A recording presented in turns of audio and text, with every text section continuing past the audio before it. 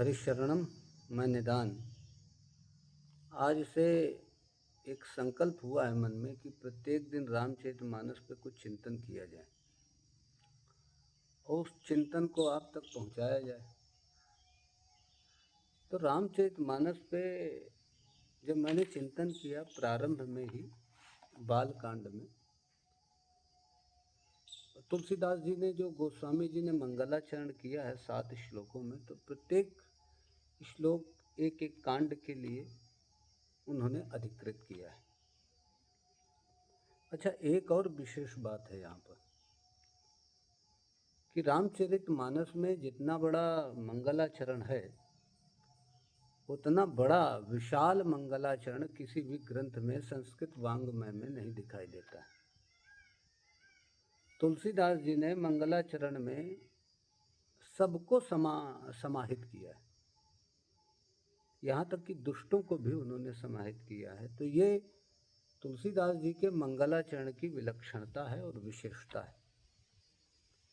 एक दूसरी चीज और, दूसरा प्रश्न एक और खड़ा होता है कि जब वाल्मीकि रामायण और आध्यात्म रामायण पहले से थी, उपनिषद आदि थे, स्मृतियाँ थीं, तो फिर रामचरितमानस की रचना का उद्देश्य क्या रहा?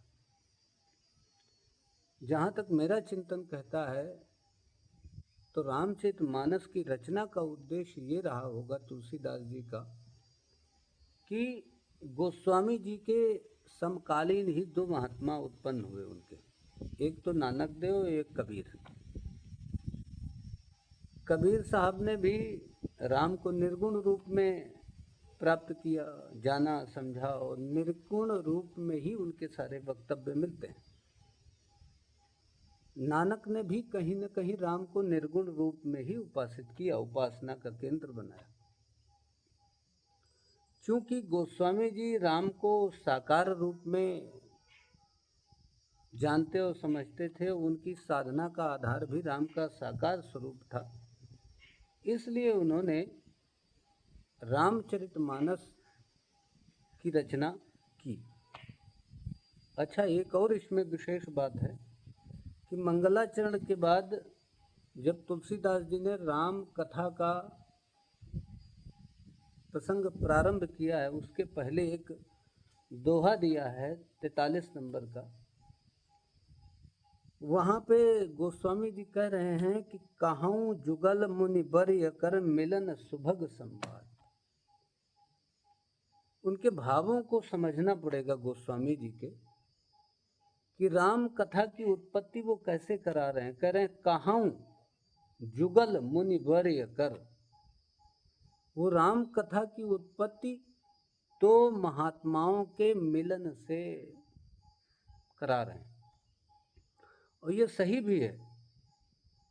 विषयी व्यक्ति राम कथा का उद्गम स्थल नहीं हो सकता है।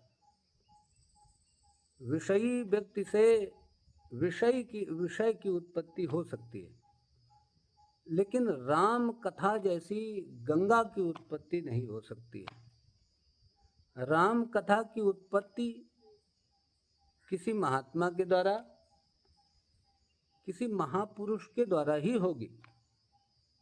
जब 2 महात्मा अपने चिंतन मनन को एक दूसरे से संप्रेषित करते हैं, अपने चिंतन को चर्चा का विषय बनाते हैं, तो वहाँ से राम कथा की उत्पत्ति होती है, ये गोस्वामी जी मानते हैं। बोलिए जय जय श्री राधे श्याम। कल दूसरा भाग लेकर के आएंगे इसके आगे। बोलिए जय जय श्री राधे श्याम।